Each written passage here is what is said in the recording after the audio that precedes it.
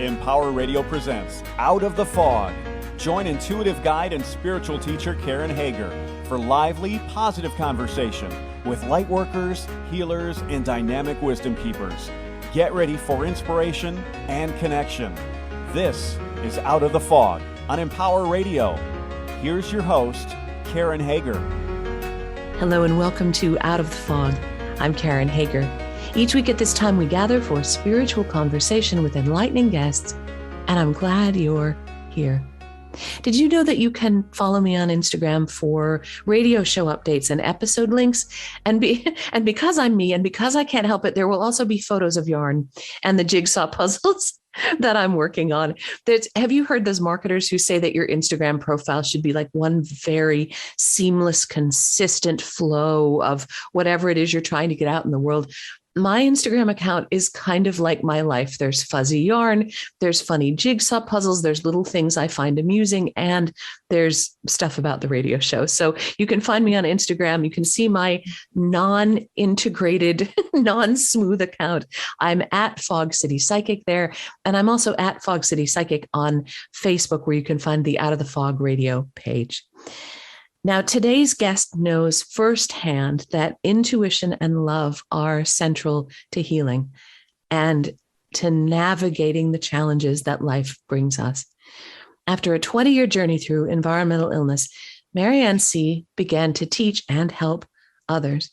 And she's here with me to share tools, simple tools, powerful tools to help us access our own healing power in our lives. Are you ready to meet her? Maryanne Sea discovered the power of intuition in healing as she was recovering from severe environmental illness.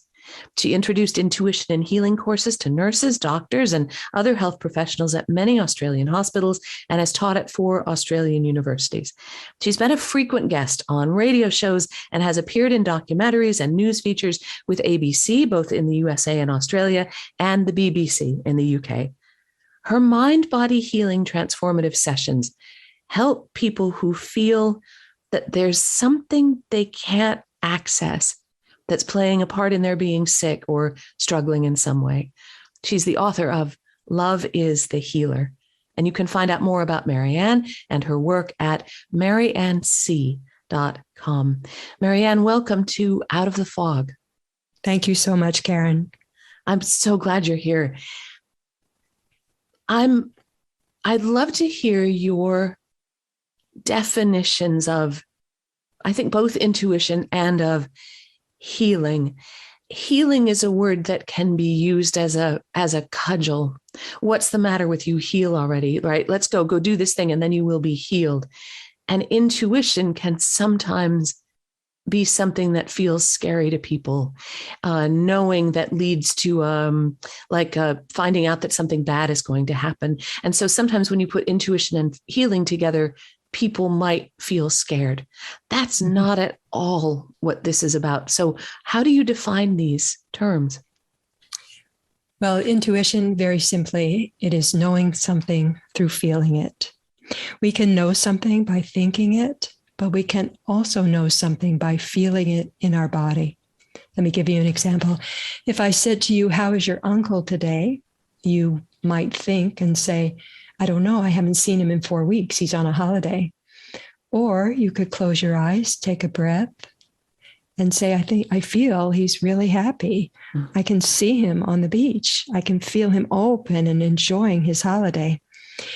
Thinking, knowing is definitely overrated in the Western world, but more and more in relation to healing, feeling knowing is taking a prominent place. When I talk about healing, I am talking about decontracting the body. Now, let me explain that because it sounds a little hard to grasp. At any time, any stress in the body will cause the body to tighten or contract. If we don't release that tightness, it tends to stay in the body. If it's just tripped over something, oh, I'm annoyed, and for 3 hours you're still annoyed, that probably isn't significant.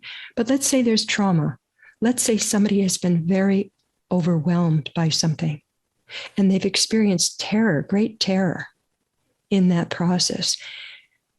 that contraction of the body will be very strong, and it may last for years.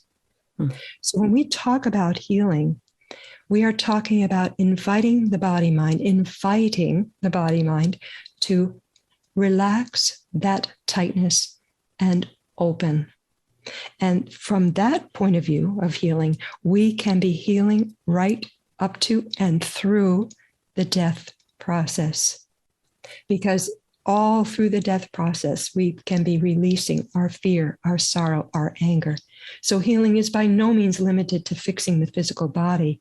Healing is the opening of the body and eventually of the being altogether to what is greater than the suffering. Have you worked with people who are at such a place of tightness that when you say opening to them, they can't imagine what that would be like? Absolutely. When we talk about tightness, we have a range, and at one end of the range is what we call numbness or frozenness. This is the category I fell into when I was labeled permanently and totally disabled by the US government when I was 27 and I weighed 69 pounds. I literally was frozen. I walked and I talked and I smiled, but I couldn't feel myself engaged in any of it.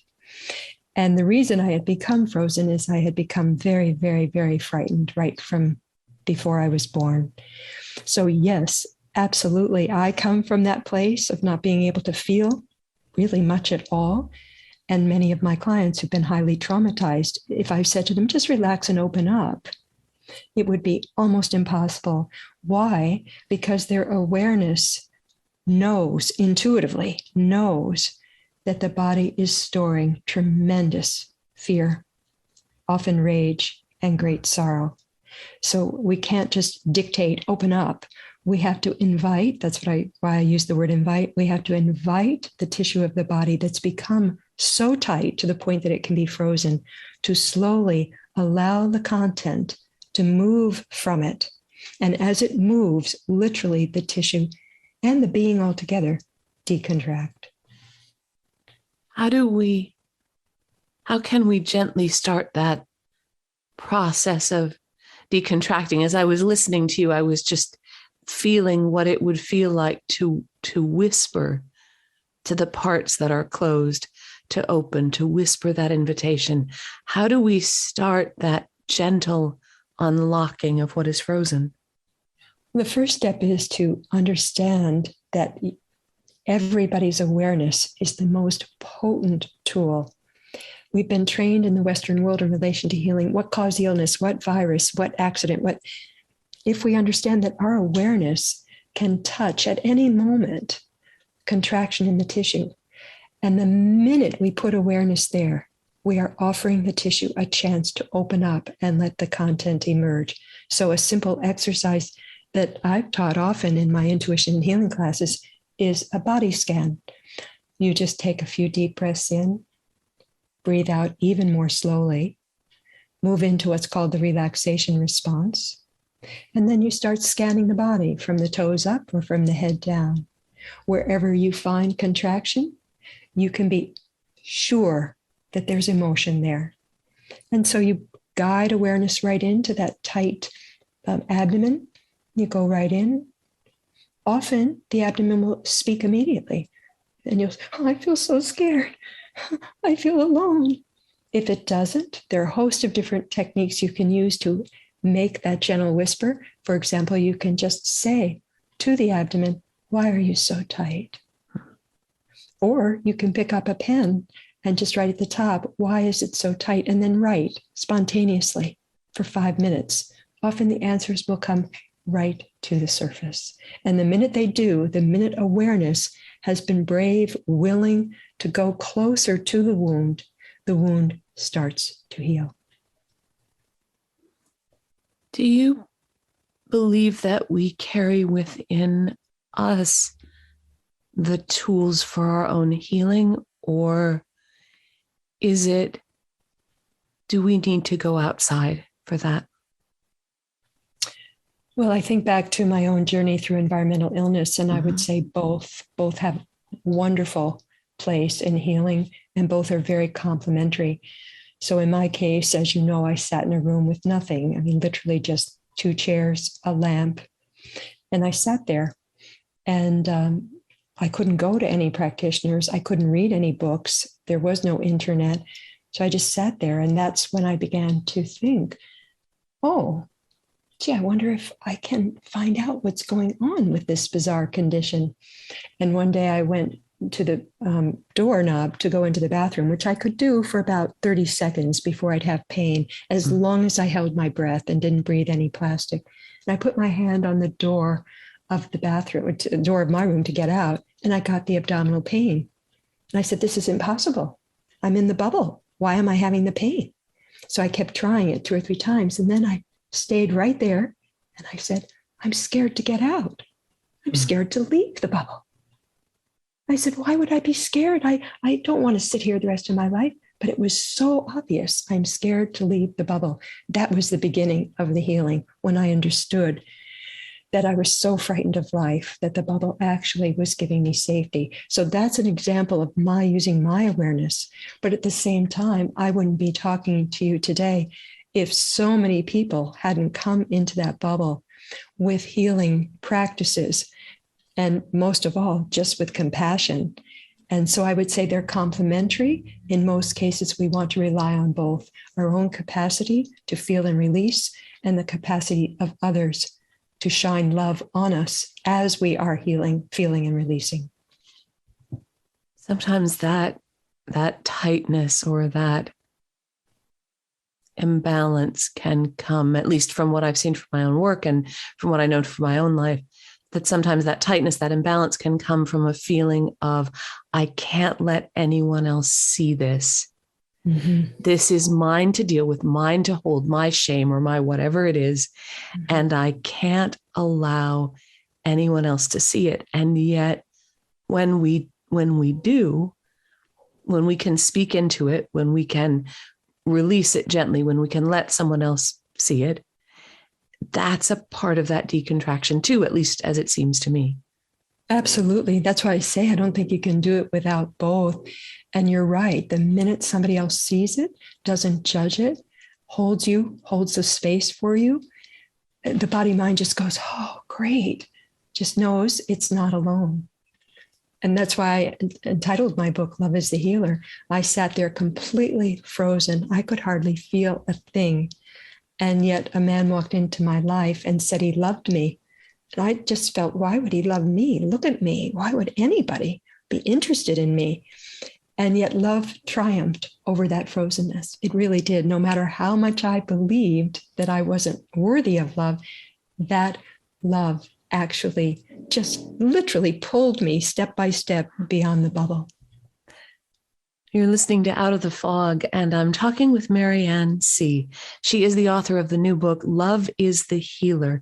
And you can find out more about Maryanne and about her work at maryannesea.com. I want to spell that for you so that you get to the right place. It's MaryanneSea.com. Maryanne Sea, like the ocean, .com. So Maryanne, through your journey, you've been able to move from that place of sitting alone in the room to a place where you are actively engaging with and helping other people. And that, to me, is part of what Love is the Healer means. Mm-hmm. Not just the love between you and your partner, but the love that you've been able to access that then you sort of broadcast to all of the rest of us. Can you talk a little bit about that love and how you made that shift from like inner directed living with the environmental illness to a more kind of holistic or sort of outer directed way of being in the world? Yeah, well, Karen, to be honest with you, it was so easy because I'm a Sagittarian. So from the time I was, 5, I was telling my mother I wanted to give food to the poor, and I just was born with this. I want to make the world a better place. So Even when I was in the bubble, my doctor called and said, would you be able to have small groups of people who are environmentally ill come in and you teach them the stuff that I've taught you? And I was just over the moon to be able to do that. So the minute I could work, be in a building again, at this point I was in Australia. I mean, they didn't have much option. I went to every nursing school. I went to medical schools, and I just kept talking a mile a minute. And, they eventually gave me a shot at teaching. So it wasn't hard for me to feel this impulse. I really came in with it. I'd say today, of course, I'm no longer in Australia, I'm in Portugal. Today, one of the things I do that I absolutely love, I've offered for 4 years a complimentary, I think it's a gift, I really could say it to people. It's called Powerful Intentions. It's based on the work of the UK researcher Lynn McTaggart, who wrote The Field, The Intention Experiment. In a nutshell, 8 people, women, come together for 4 weeks, 1 hour a week on Zoom. They don't even know their last names. They just are 8 women who want to support others. And each woman has an intention that's important to her, whether it's to conceive a child, whether it's to heal, whether it's to find a partner, whatever. And we focus our heartfelt and strong intention on that intention. And we've had miracles happen. And I love it because at a time during COVID and after COVID, where people have felt estranged, frightened of being around other people, this sense, the primary food of relationship is allowed to flourish in these settings. So this is one of the things I absolutely love for people to discover 2 things: that their intention is extremely powerful in terms of helping someone else. And as Lynn found in her research, as we give, so we shall receive. And honestly, we've had so many people in these groups say, I'm so much better as a result of giving my loving intention to someone else. That there's something magic, I think, when people come together in a group and let themselves be seen. And I know that for you and your journey with Love as the Healer, this book has been in the works for a long time, and it came to a place where it was maybe ready, maybe big stuff was happening, but you didn't feel ready to be seen yet. To be honest, I wasn't conscious, I should add. I'm sorry I interrupted you, but I have a feeling you're going to say, well, what happened here? I wrote this book 20 years ago, and I was invited onto Oprah Winfrey, and I was prepared to go. They said, get ready to come to Chicago. We'll let you know the date in a week. And then 9/11 happened. Following that, 2 big film producers approached me, and the list goes on and on, all the way up to my agent, who was an incredible woman, dying the night before the book was to be sent to 4 publishers. And she died suddenly with my book in her hands. It was found at her feet. Mm. I didn't really know. I just thought, gee, what bad luck. Until finally I accepted my own guidance and said, what's going on here? And I really started to go deep into my body and asked the tightness around this book. And I don't want to be seen. I don't want anybody to see me. So unconsciously, I timed everything. If I had written to Oprah 2 months earlier, I would have been on the show. Everything was timed to make sure I wasn't seen. And I wasn't going to do anything with this book after my agent died. I was heartbroken until a client of mine read it and said, you're crazy if you don't do anything. And she said exactly what the Oprah Winfrey producer, Stacy, had said to me. So I put it out, and I would love to say I'm completely free of the fear of being seen, but I'm not. But again, if I don't judge that, if I just allow that content, that fear to come up, the more I let it come up, the more I notice, no, I'm fine with being seen now. So it's here again. And it's there primarily to inspire people. That's, I think, a lot of us who've been through something intense in life often emerge wanting to write about it or speak about it, primarily so as to help someone else with whatever they're struggling with. I love what you said about being able to sit with, to observe, still having the fear of being seen. Mm-hmm. I believe that when we take a look at the things that are true about whatever's happening now, like in the moment, this is true for me now, I'm afraid of being seen, that when we look at that, there's an opening of power there, an opening of healing there. Not that for your healing, you are required to always be happy to be seen. That's silly. At least I have fear of being seen, and I will continue to have that probably. But if I can love that and integrate it and work with it, it makes it so that fear doesn't run the show. Do you know what I mean? Absolutely. Absolutely. And that's how I feel right now. It doesn't run the show. Does it arise in me? Do I notice that it comes up still?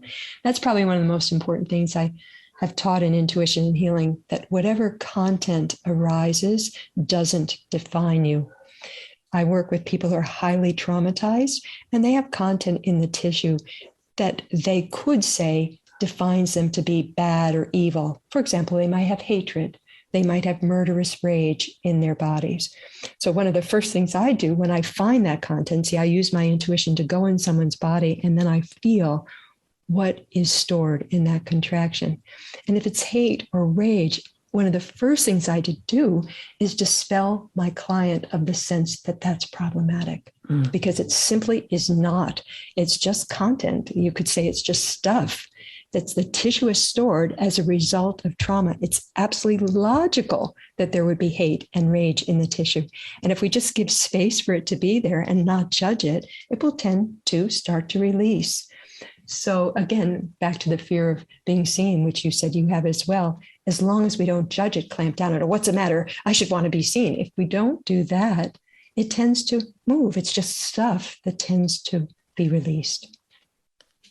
And that's true with physical issues as well, or at least I've found it to be so.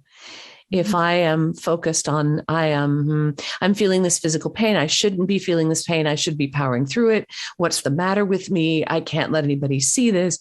I've just tripled my physical pain. Absolutely. Absolutely. I just was thinking, excuse me, about 3 women I worked with a few years ago. They all wanted to conceive children. I think all 3 of them had done IVF, but 2 certainly had. Now I connected with them intuitively, which means I started to feel their bodies inside mine. I'm not thinking, I'm feeling it. All 3 of them said to me psychically, I don't want a baby. Now, they had the choice to say, you're crazy. Why would I do IVF if I don't want a baby?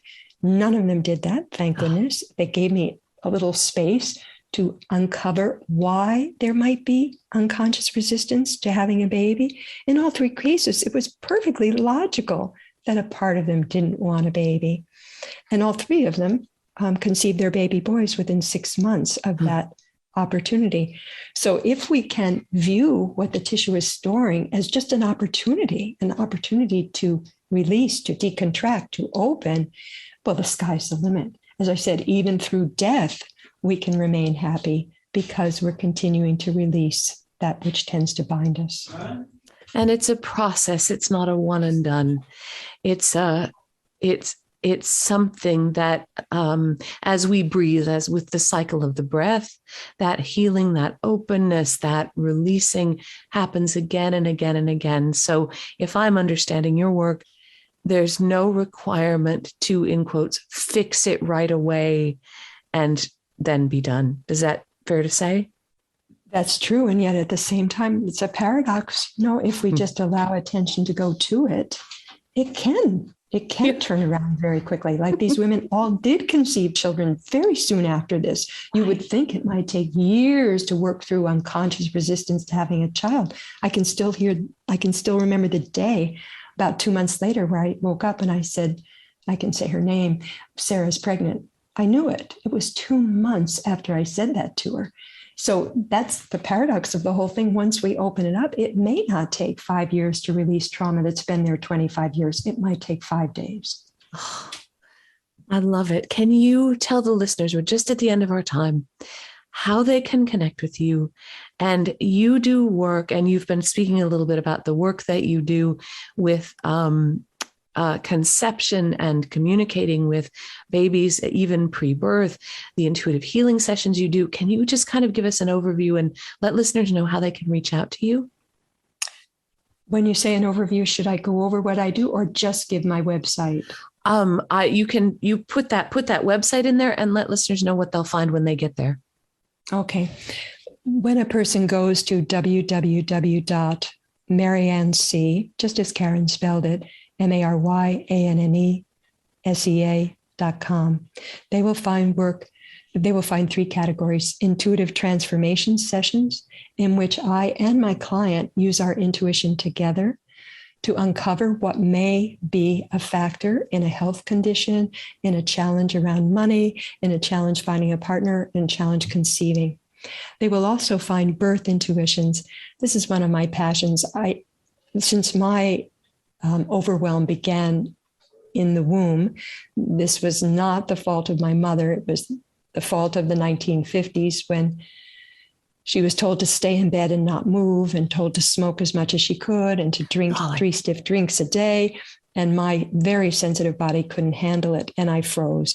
So part of my passion in life is to find those children who, like myself, for whatever reason, are seizing up to the point that they're here, but they're not here. Mm-hmm. Lights on, no one home. Mm-hmm. And the third thing, of course, is powerful intentions, which, as I said, is a complimentary offering to anyone who wants to give and receive the force of the power of their intention to another. Beautiful. Maryanne, thank you for talking with me and for sharing your work with the listeners. Thank you very much. Thank you, Karen. It's always a pleasure. Thank you so much. I've been talking with Maryanne Sea. She's the author of Love is the Healer, and you can find that book where ebooks are sold, and you can find the paperback at store.bookbaby.com. Just search for Love is the Healer, and it pops right up. And you can find out more about Maryanne and her work. Check into the Powerful Intentions book, Powerful Intentions group. Take a look at what she's offering. All of that is at MaryanneSea.com. That's MaryanneSea.com. And you're always welcome over at KarenHager.com. It's a great place to find out about what's happening next on this radio show and upcoming classes and events. And you can even book a private intuitive session there with me if you are so inclined. My poorly manicured Instagram account is at Fog City Psychic. Hey, you like puzzles, you like yarn, you like radio, there's your place. At fogcitypsychic.com. You can, at Fog City Psychic on Instagram. You can also follow the hashtag Out of the Fog Radio to get to the good stuff. And thank you for listening today. Together, we are spreading a little more light in the world, and a little more light is always a good thing. Until next time, I'm wishing you peace.